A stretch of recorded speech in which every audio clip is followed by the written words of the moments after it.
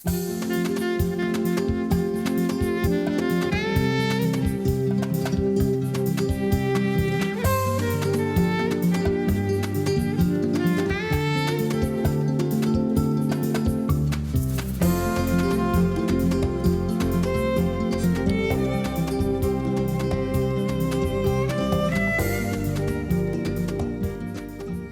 tal? ¿Cómo le va? Muy buenas noches. No sabe lo que me gusta escuchar la rúbrica de este programa, de nuestro programa.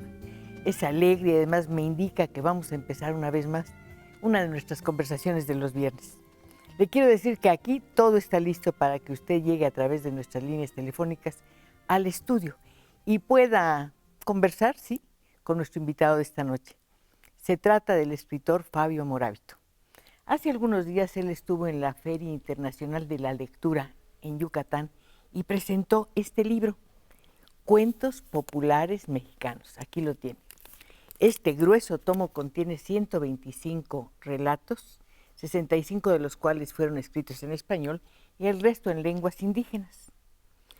El denominador común de estos textos es que son relatos orales, de esos que se transmiten de abuelos a padres, a hijos, que después todos escuchamos y según los vamos repitiendo, les vamos agregando una cosita por aquí, otra cosita por allá que tiene que ver con nuestra experiencia.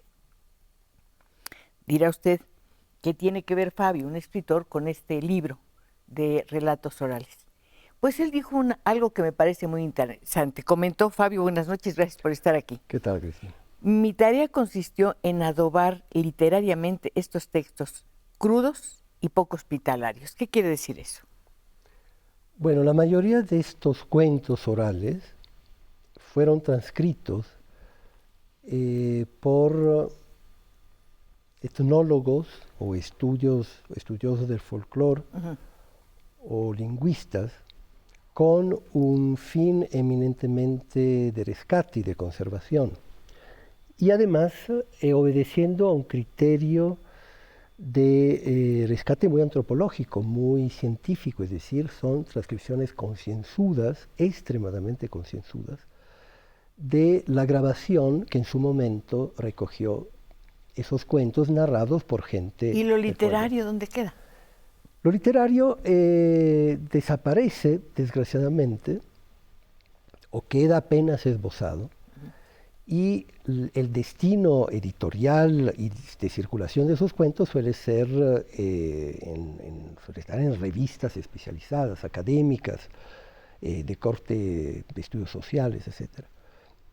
Entonces hace falta, digamos, para restituirles esa dimensión de disfrute que tuvieron inicialmente, una intervención a veces muy profunda con ese fin estrictamente literario, con ese fin estético. Y eso fue lo que yo hice. Son textos para leer, para disfrutar del lenguaje. Y hablando del lenguaje, yo pensé, bueno, ¿cuál sería el criterio de Fabio para determinar lo que se queda y lo que no se va? Tú haces una serie de declaraciones, dices, en este tipo de textos hay reiteraciones, sí. Hay muletillas, como en todas las conversaciones, como en todas las expresiones orales.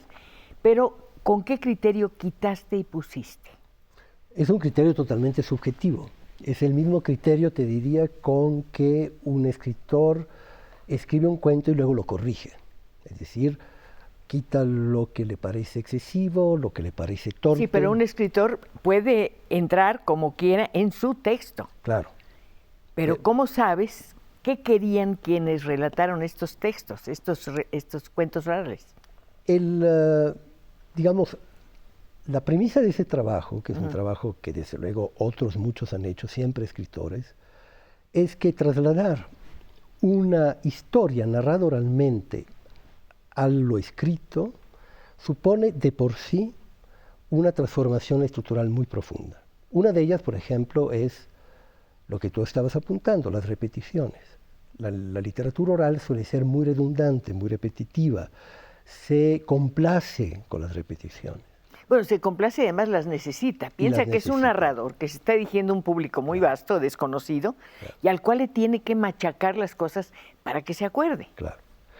Una vez que eso se pasa a la dimensión escrita, descubrimos cómo la escritura es tan implacable, tan exigente, tan poco amigable en un sentido. Es decir, en la escritura funciona una especie de premisa. Lo que yo te dije, tú ya lo tienes incorporado. Uh-huh.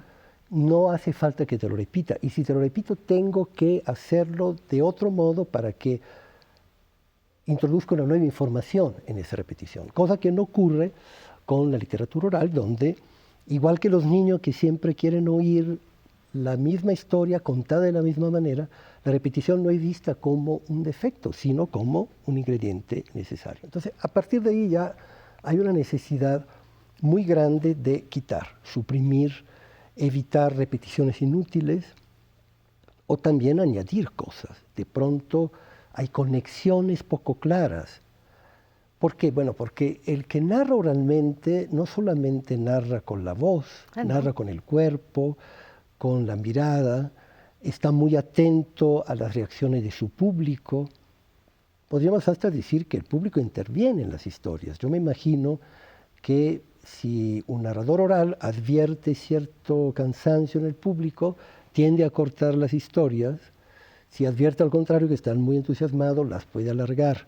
Este es un tema también muy interesante, es decir, que es una literatura basada muchas veces por injertos. ¿Sabes qué estaba pensando, Fabio? Que sería muy bonito que los amigos que nos acompañan esta noche participaran en esta conversación y nos dijeran cuántos de los relatos que les contaron a ustedes de niños los están recordando, o les gustaría enriquecerlos, o los enriquecieron, o a lo mejor los escribieron.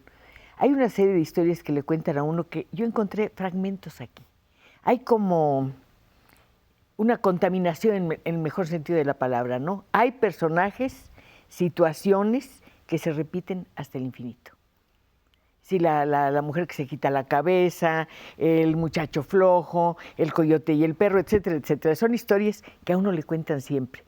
Pero lo que me encanta de esas historias, bueno, en primer lugar, heredas un lenguaje hablado, dicho con el corazón, por una gente a la que quieres, pienso en un abuelo o una abuela.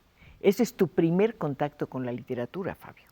Claro, es decir, los cuentos tradicionales, que son cuentos orales, están en la fuente de la literatura. Y creo que ninguna historia que nos contamos, hasta en las dimensiones más sofisticadas de la literatura escrita, escapa, digamos, o puede desmentir esas fuentes. Es decir, hay suspenso en todo lo que contamos. Hasta en las historias, vamos a decir, más cerebrales. Pero hay algo muy lindo. Vamos a suponer que tú te encuentras, no sé, a un músico en un camión, en un autobús, a un violinista. Y vienes y me lo cuentas y me dices, me encontré un violinista, pero el violinista era tuerto. Ya le agregaste una cosita. Ya después yo voy y digo, fíjense que Fabio se encontró un violinista en un camión que era tuerto y además lo acompañaba un niño.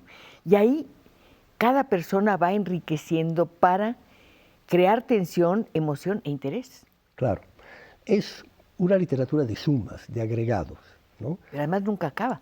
Nunca acaba porque, dependiendo de la habilidad, de la pericia de los narradores, se pueden agregar motivos que están ahí como en una especie de repertorio latente y se pueden escoger para ir alargando o complicando, diversificando una historia. O, al contrario, se puede ir quitando. Es decir, son como historias formadas por motivos que se aglomeran y la pericia del narrador es darle a eso una naturalidad. Pero, ¿qué es lo que hacemos los escritores que no somos narradores orales? Hacemos lo mismo finalmente. Trabajamos por motivos mucho más encubiertos, mucho más ocultos, pero en el fondo siempre estamos respondiendo a lo mismo que responde un narrador oral. Es decir, cómo cautivar a mi público, cómo tenerlo en vilo para que no se distraiga y no se aburra. A lo mejor alguien estaría pensando, ¿qué tiene más categoría? Y lo digo entre comillas, ¿un relato oral o un relato escrito? Son dos cosas completamente distintas. Yo diría que el relato oral es ante todo un relato colectivo. O sea, un narrador oral suele contar frente a un público que es más o menos numeroso. Mientras que el relato escrito es un relato dirigido a un individuo solamente. Es una relación solitaria, es una de individuo a individuo. Solitario, individualista, y por lo tanto carece de ese carácter ceremonial, pero yo incluso diría religioso, que tiene, religiosa en el sentido antropológico, ¿no? De comunidad, de identificación, que tienen los relatos orales. Para mí esa es una diferencia enorme porque altera también la percepción de una historia. Es decir, si yo formo parte de un grupo y estoy escuchando a un narrador, primero tengo la conciencia de que esa historia ha sido contada y disfrutada por muchas generaciones y por otras. Y después formo parte de una escucha.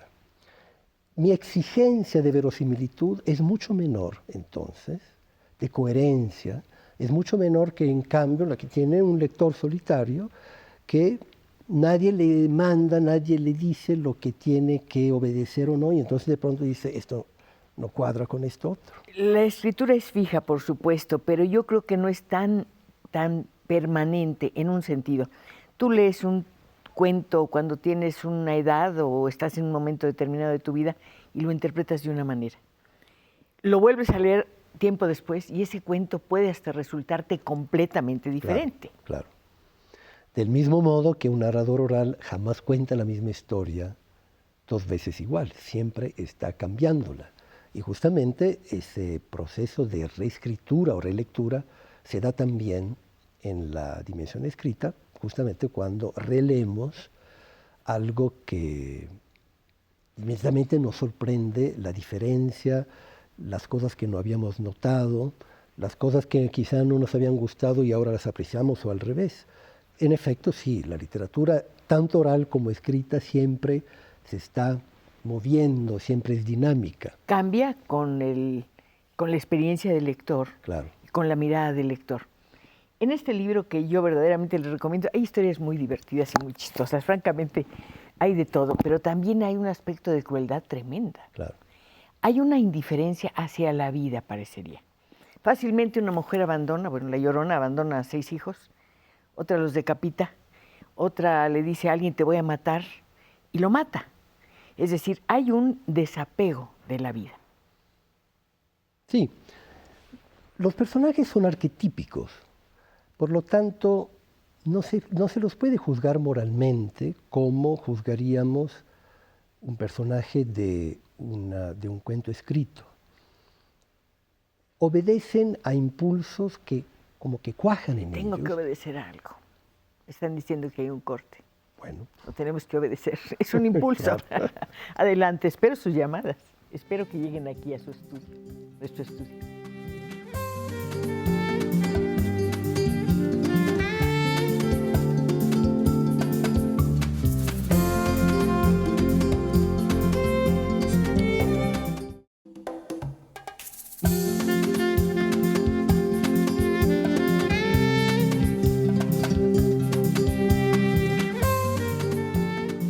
...125 relatos. Aquí son cuentos populares mexicanos sobre los que ha trabajado un escritor muy notable. Un escritor que lo mismo es poeta que traductor, trabajo muy difícil. Y hablando de traducción, tú decías, quien haga un trabajo como este, o sea, tomar relatos orales, tiene que hacer un trabajo de traductor, sí, no de transcriptor. Claro, yo creo que eso es un punto importante porque si no condenamos con la pura transcripción a plasmar textos finalmente ilegibles, que no sabemos bien a quién les puede servir. Bueno, seguramente algún estudioso del lenguaje, algún estudioso de ritos y mitos, etc. Pero obviamente lo estamos excluyendo del disfrute del público. Y yo creo que se puede hacer un trabajo serio, científico, de rescate, al mismo tiempo sin olvidar esa dimensión narrativa que jamás se tiene que perder. Y por lo tanto el transcriptor tiene que ser un traductor en ese sentido, es decir, plasmar de lo propio para poder darle redondez a esos relatos. Como se dice del traductor, traidor, ¿en este caso también lo es? Sí, yo creo firmemente en la necesidad, en la importancia de la traición cuando se traduce. Bien sea de manera ortodoxa, es decir, cuando se traduce un poema del inglés al español, bien sea en este caso que sería una traducción en sentido amplio. Si uno no aprende a traicionar, no puede ser un buen traductor. Eres un cómplice, finalmente. Claro, pero un cómplice que a veces es una especie de vampiro, es decir, que ve cosas que el propio autor tal vez no vio o no enfatizó y de algún modo extraigo de él el texto que yo quiero. Hay cosas que se tienen que hacer, dice, creo, al final de un libro que fue muy importante para ti, de Ratones y Hombres. Dice al final, un amigo mata al otro y alguien le dice, bueno, pues, ni modo, hay cosas que se tienen que hacer. Claro. Y como escritor, como traductor, como transcriptor, tienes que tomar la decisión de matar o quitar ciertas partes del relato que tú dices ya no funciona. Además hay que tomar en cuenta una cosa, un relato que fue escrito hace 70 años o 90 años tiene un impacto diferente sobre los lectores de ahora. Claro. Claro, no podemos dejar de ser modernos. No. Es decir, el traductor está condenado a su tiempo y si traduce a un escritor de 5 o 6 siglos antes, lo está modernizando necesariamente. Eso que dices es muy importante porque, digamos, a uno le tranquiliza la conciencia. ¿Qué estoy haciendo yo con estos relatos? ¿Los estoy alterando? ¿Los estoy hasta cierto punto tergiversando? Por supuesto. Pero ¿qué hacen los narradores orales? Hacen lo mismo. Si todos somos una larga cadena de mediadores, donde no existe la historia original pura, incontaminada, sino existe la historia que constantemente está cambiando. Haces la aclaración de que aquí no hay ni mitos ni leyendas. En el caso de que hubieras incluido algún mito o alguna leyenda, ¿te hubieras permitido ese cambio de los textos? Creo que ahí ya no. Depende. Porque es otra función. Es otra función, es una función mucho más fundacional, claro, donde si se habla de una fruta, pues tiene que mantenerse esa fruta. Obviamente, al trabajar el cuento, uno tiene una mayor libertad de movimiento. ¿Por qué no utilizar los mitos? Bueno, por la sencilla razón de que no son emocionantes, son admirables, los son cuentos, importantes, pero no crean ese suspenso, ese peligro. Y además, Fabio, solamente les puedes contar una vez, porque ya lo que dice ahí ya se acabó. En cambio, el cuento lo puedes contar 1000 veces de ida y vuelta. Claro. Aquí está la Cenicienta, aquí están Hansel y Gretel. Están vistos completamente de otra manera. Claro. Y cada vez cambian, y entonces cada vez nos podemos identificar de un modo diferente. Pero lo importante creo que es justamente no pecar del purismo de saber esa historia es así y solo así hay que contarla, porque forma parte de la riqueza narrativa de todos los pueblos el hecho de que las historias constantemente se transforman. ¿Cómo saber, por ejemplo, tenemos la versión de Hansel y Gretel de los hermanos Grimm que le dieron una forma canónica, pero obviamente esa historia ya circulaba siglos antes, entonces... Pero hay historias que están siempre, ¿no? Claro. De la misma forma que se transforman, los motivos permanecen, ¿no? Es decir, por eso Propp pudo en su libro Morfología del cuento encontrar, clasificar, enumerar con toda claridad una serie de motivos que permanecen en todas esas historias. Aquí hay un motivo muy importante para contar con líneas telefónicas. El motivo es que queremos que ustedes participen en nuestras conversaciones de los viernes con nuestros invitados, en este caso con un escritor al que debemos este magnífico trabajo, Cuentos Populares Mexicanos. Oiga, no lo levanto porque está algo pesadito, pero vale la pena acercarse al volumen. María Vega dice, quiero felicitar a la señora Pacheco y decirle que mi nieto de 7 años todos los viernes me recuerda que es el día de la señora Pacheco y lo vemos juntos. Niño, en este libro vas a encontrar cuentos que te van a divertir mucho. Si lees el de unos ratones que tienen su camita y su ropa, te acuerdas de mí, es encantador. Nor Bram, no había oído nunca ese nombre. Voy en primero de secundaria, tengo 14 años y yo quiero ver dónde puedo conseguir sus libros del señor Fabio, aquí en Coahuila. Un saludo y felicitaciones a Cristina. ¿Dónde los puede encontrar tus libros? Bueno, en Saltillo probablemente debe haber una librería del Fondo de Cultura Económica. Sí. Ahí hay varios libros míos de poesía y, por cierto, una novela para niños, bueno, para jóvenes, Cuando las panteras no eran negras, que quizás le puede interesar. Decías, ya que mencionas la literatura infantil, soy un escritor infantil que escribe para adultos. ¿Qué quiere decir eso? Tal vez porque me interesa mucho los impulsos básicos en una historia. Y obviamente aquí abundan, ¿no?, lo que son el hambre, la sobrevivencia, el peligro, la búsqueda del matrimonio, pero todos están sobre esa línea de sobrevivencia que los hace tan rápidos, tan implacables y a veces tan crueles también. Hay algo también muy interesante, lo sobrenatural es totalmente cotidiano. Un hombre se duerme y ve que su esposa se quita la cabeza o encuentra el cuerpo y no la cabeza, etcétera, etcétera. No se asusta, no pasa nada, va y trata de entenderlo, pero no hay aspavientos. Claro, sí. O sea, lo fantástico es una dimensión cotidiana, normalísima, y el peligro quizá de algunas historias fantásticas que se pueden resolver de manera un poco apresurada o un poco arbitraria ciertas historias, acudiendo justamente a un contenido fantástico. Y en muchas historias que yo leí, para poder seleccionar esos cuentos, lo fantástico a veces era una especie de lastre, ¿no?, de peso muerto que simplemente actuaba para resolver dificultades concretas de la historia. El buen cuentista no abusa de lo mágico ni de lo fantástico, lo utiliza justamente en aquellas dosis que le permiten crear un entorno. Y tú decías, el buen cuentista no explica. Eso es muy importante. Creo que es una de las enseñanzas que le puede proporcionar la literatura oral a un escritor tradicional, un escritor, digamos, de literatura escrita. La necesidad de explicación a veces se convierte en una especie de parálisis para quien escribe. Uno cree que siempre hay que explicar las cosas o siempre está preocupado por explicarlas lo suficientemente. No hay como demasiada confianza en el lector para que entiendan lo que yo quiero que entienda.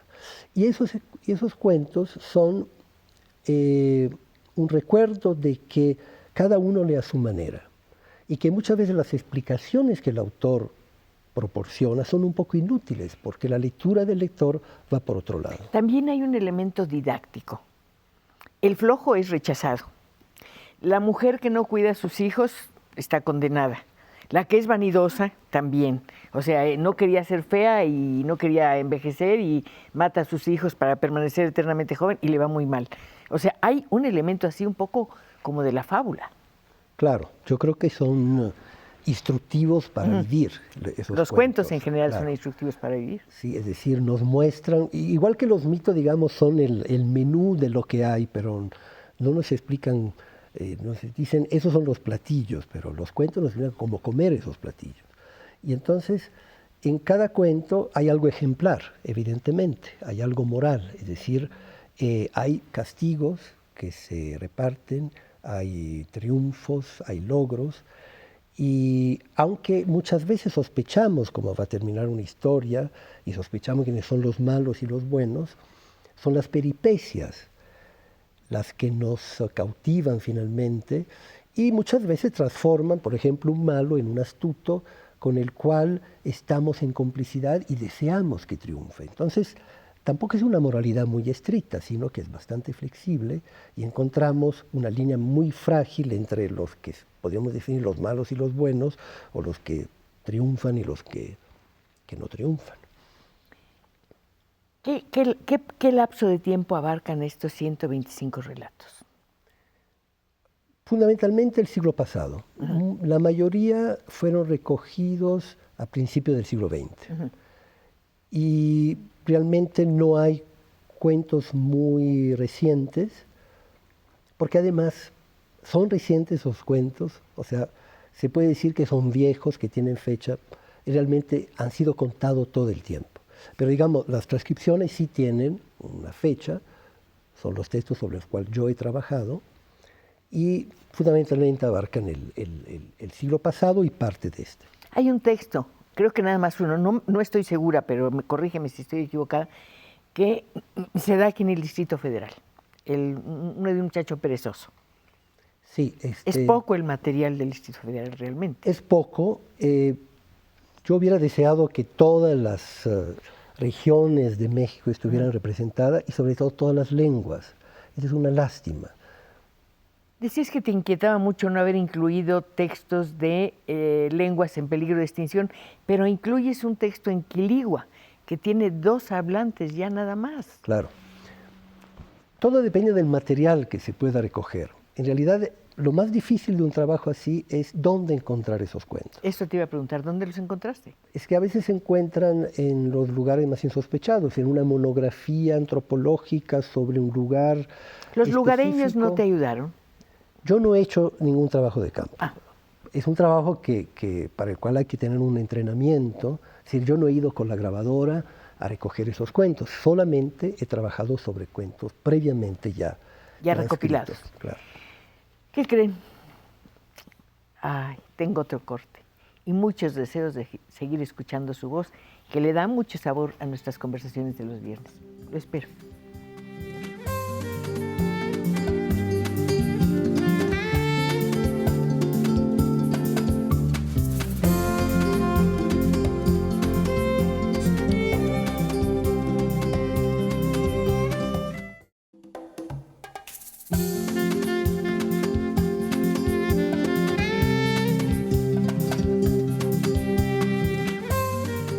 De verdad no saben qué alegría es estar aquí, recibir llamadas como la de Lucila Almazán. Dice, le mando un saludo a la señora Pacheco, la felicito por invitar a personas muy interesantes como nuestro invitado de hoy. Lilia Gutiérrez, encantada de ver el programa con la señora Pacheco, como siempre muy agradecida de ver a los personajes tan interesantes que presenta. Los felicito y me hizo recordar del cuento Coral de mi madre, que era de muy a principios del siglo pasado. El cuento es Periquito y Mariquita, después Hansel y Gretel. Ahora me acordé de este detalle. Fíjate, ya no me acordaba de esto. ¿El de Periquito? Periquito y Periquita, pues debe ser Hansel y Gretel, ¿no? Claro. El que te ponían la patita y la sacabas por la jaula y claro. te decía a ver si ya estabas gordito para comerte. Ese es un motivo es que precioso. recurre todo el tiempo. Es Con precioso. Algunos cambios siempre es eso. Es maravilloso. Elda Membrilla. Cada 8 días llamo para felicitar a la señora Pacheco, maravillosa conversadora. Estoy viendo a Fabio. ¿En dónde podemos encontrar su libro, Fabio? En el fondo, en cualquier librería y sobre todo las del Fondo de Cultura. Filiberto Sánchez dice, en el caso del libro de Fausto, dicen que lo copió de Goethe, que Goethe lo copió del pueblo, pero muchos escritores como Juan José Arriola han hecho otras versiones. ¿Tú crees eso? Yo creo que hay temas que son de todos, ¿no? Sí, yo creo que, bueno, hablando del Fausto, bueno, aquí el demonio es uno de los personajes más recurrentes, a veces amistoso, a veces nefasto, y muchas veces con un poder de discriminación muy curioso. Por ejemplo, hay un cuento que recoge Preus que me llamó mucho la atención porque me traía mucho a Rulfo ese cuento. Son 2 hombres que salen en distinto momento al campo a recoger miel. El primero le va muy bien, encuentra al demonio disfrazado y lo trata muy bien. Cuando regresa con los dones del demonio y se lo cuenta a su compadre muy codicioso dice, yo voy también. Esa acción de yo quiero lo mismo conlleva un castigo. Cuando llega y encuentra al mismo hombre disfrazado, no solo no lo trata bien, sino que lo despedaza. Es decir, ¿qué ha pasado para que el primer hombre que iba ingenuamente a buscar algo regresa con regalos y el segundo es condenado? Entonces, vemos un personaje bastante más complejo que el simple demonio castigador, ¿no? La función de los animales es muy importante. El jaguar, el perro, el coyote, la serpiente. Claro. Es una presencia a la que hay que ponerle de alguna manera una voz. Claro, porque la metamorfosis es uno de los temas más constantes en esos cuentos. Incluso podríamos decir que lo fantástico surge de la metamorfosis, es decir, de ese sueño, de ese anhelo del ser humano de poder transformarse no en una persona distinta, sino en otros seres. Y entonces vemos constantes cambios, transformaciones, y el tema muy mexicano del nahual, ¿no? Es decir, estamos cada uno abrigados o bajo la protección de un alma animal a la que debemos respetar y que nos puede salvar, pero también que nos puede castigar, ¿no? ¿Cuál es la región que te dio mayor número de textos orales? Probablemente Jalisco, porque ahí trabajó Stanley Rope, Es un gran compilador, ¿no? Un gran Sí, compilador, sí, ¿cómo no? seguramente el mayor en cuanto a cantidad por lo menos, norteamericano, lingüista y estudioso del folclore, que se concentró en ese estado y escribió 3 libros estupendos, escritos con ese prurito cientificista que a veces llega a extremos hasta cómicos. Por ejemplo, si de pronto pasaba un perro, él entre paréntesis ponía pasa un perro ladrando, que obviamente no tenía nada que ver con la historia, pero dentro de ese prurito de grabar Sí, pero te da un todo. contexto. Da un contexto y por lo menos uno confirma que es un mundo rural. Pero fíjate, hay un programa viejísimo que se llama La Tremenda Corte de Tres Patines, no sé si lo has oído. No. Es un programa de 1960 y los 50 y lo siguen repitiendo todas las mañanas y tiene un montón de público. Y me preguntaban por qué lo oís. Bueno, aparte de que es muy ingenioso y divertido, como está hecho en un estudio, oyes, por ejemplo, la persona que tose, que mueve un zapato, que se ríe, que se le caen las llaves. Y ese eco me hace pensar en los años 50. En realidad es uno de los motivos por los cuales lo oigo. Quizá ese perro, que no tiene nada que ver con el relato, te da un contexto, estás en el campo, el perro se acerca a la comunidad, no tiene miedo, no es un animal malvado, Sí. etc. Te dice muchas Claro, cosas. hay un anhelo muy honesto por parte Sí. de estos escritores de recoger no solamente una historia, sino un entorno. Pero claro, a la hora de hacer un trabajo como el que yo hice, uno tiene que suprimir toda serie de acotaciones inútiles o de problemas de lenguaje, por ejemplo, de incertidumbre, vacilaciones, para dejar el texto escrito. Incluyes términos de este siglo. Claro. Usas palabras de este siglo. No te pones a pensar que es del siglo XX. No, dices, esto es del siglo XXI y así voy a poner las palabras que corresponden. Claro, si no, le hubiera dado un falso carácter arcaico, ¿no? Que no necesitan esos cuentos, porque sería como ayudarles un poco, cuando realmente no necesita, o sea, pueden perfectamente ser narrados ahora, en este momento. Contigo hay muchísimas cosas de qué hablar. Bueno, la literatura es infinita y más que la has tratado en todos los niveles posibles. Hay algo que me interesa. ¿Este libro está cerrado o va a seguir creciendo? A mí me gustaría que creciera, y de hecho estoy trabajando todavía, sobre todo apuntando a esas lenguas indígenas que aquí no están representadas. Desgraciadamente no depende de mí, depende del material que yo pueda encontrar.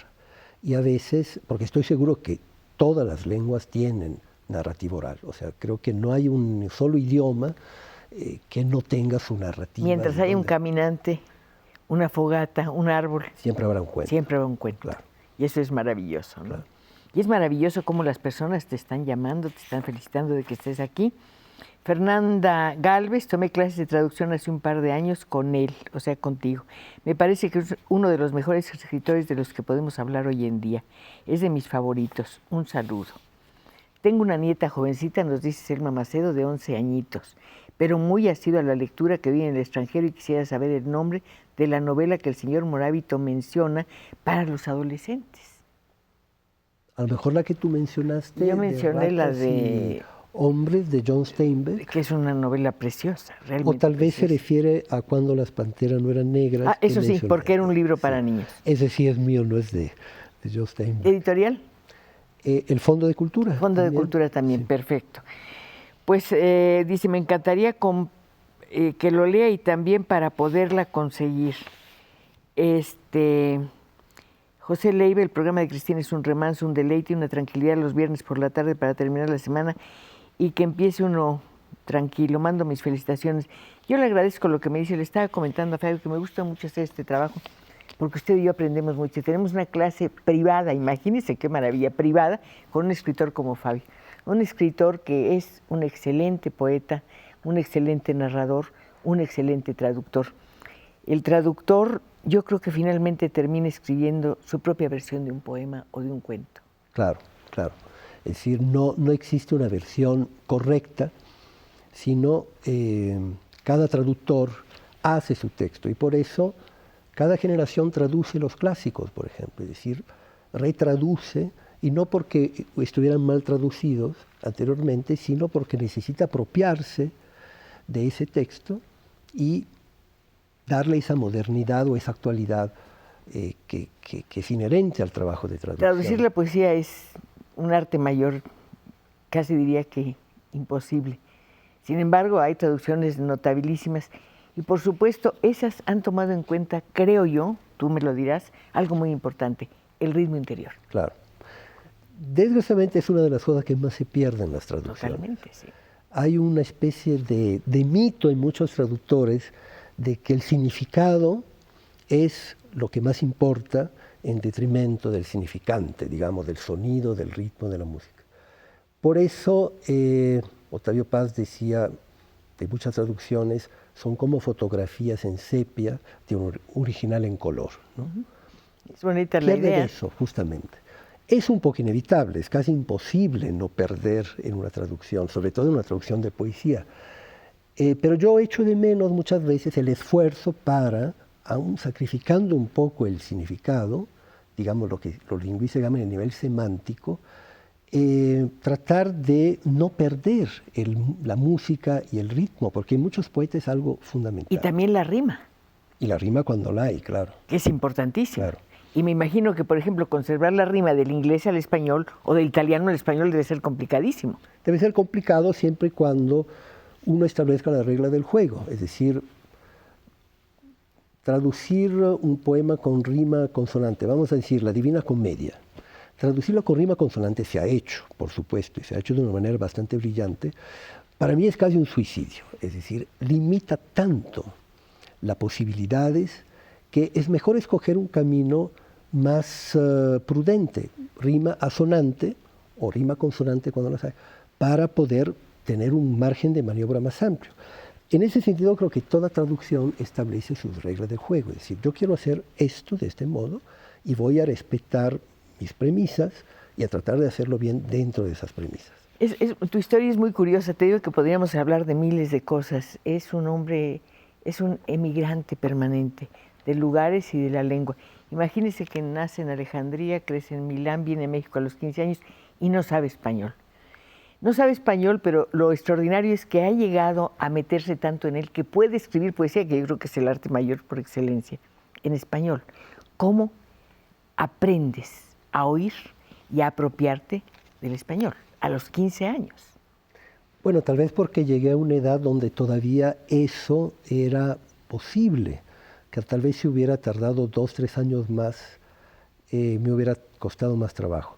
No soy muy experto en cuestiones neurolingüísticas, pero efectivamente está claro que hay edades donde se puede absorber una dosis de idioma extranjero y otras donde esto se vuelve más complicado.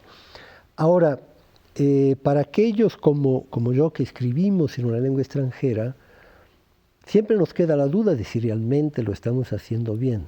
Fabio, ¿en qué idioma te sientes que estás usando una lengua extranjera? ¿Cuando escribes en italiano o cuando escribes en español? ¿Duraste menos tiempo en relación con el italiano al que has durado en relación con el español? Además, yo nunca he escrito en italiano. Hiciste unos poemas que los tiraste, dijiste, sonaban muy bien, sí, pero estaban horribles. Eso era casi no escribir. Además, eso es muy peligroso de la poesía. La poesía, entre comillas, bonita. La que suena linda, ¿no? Claro, pero que no dice nada. Que no dice nada, que claro. Es espantoso. O sea, el versificador que no es el poeta, ¿no? Es decir, que es un hábil versificador, un hábil hacedor de versos, pero no está diciendo nada. No es un poeta. Como el narrador oral muy memorioso, tampoco es el mejor de los narradores orales. Yo tengo mala memoria y se me olvidó que tenía otro corte, pero ya me lo recordaron.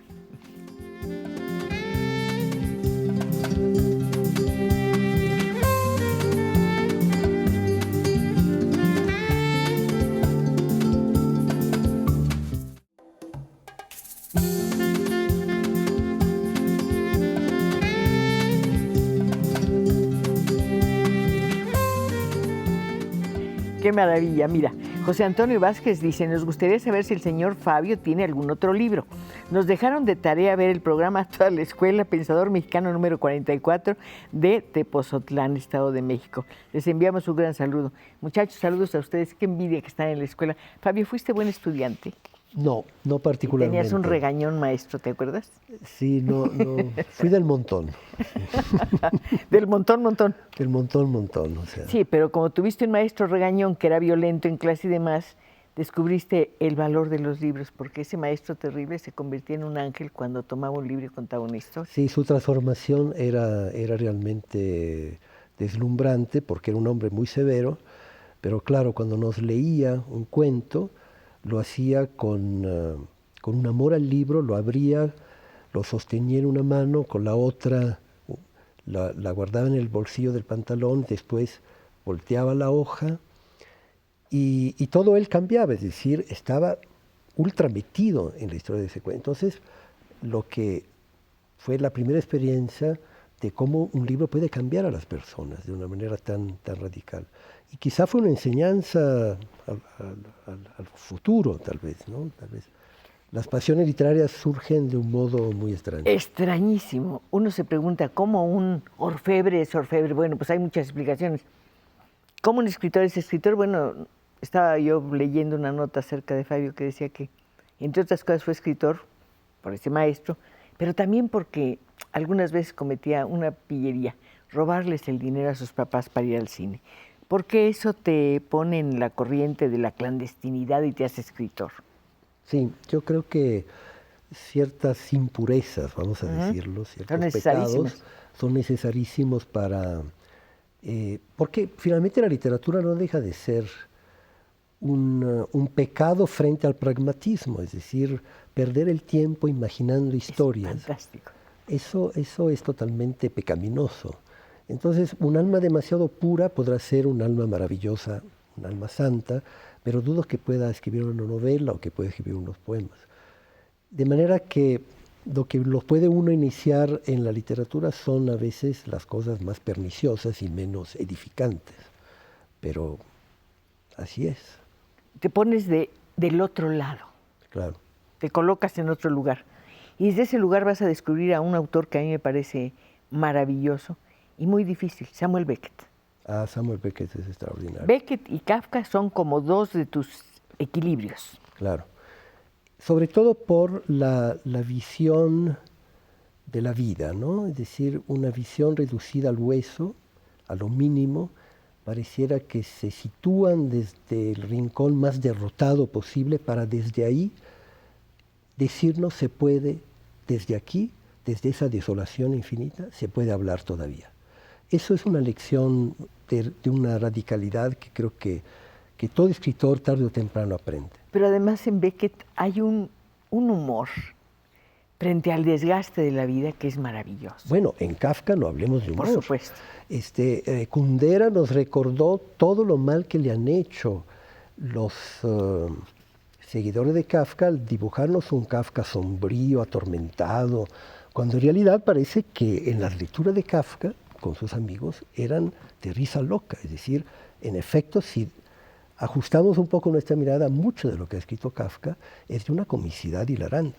Bueno, hay un cuento, el del fakir, que es terrible, ¿no? El artista del hambre. El artista del hambre es uno de los más maravillosos cuentos que he leído.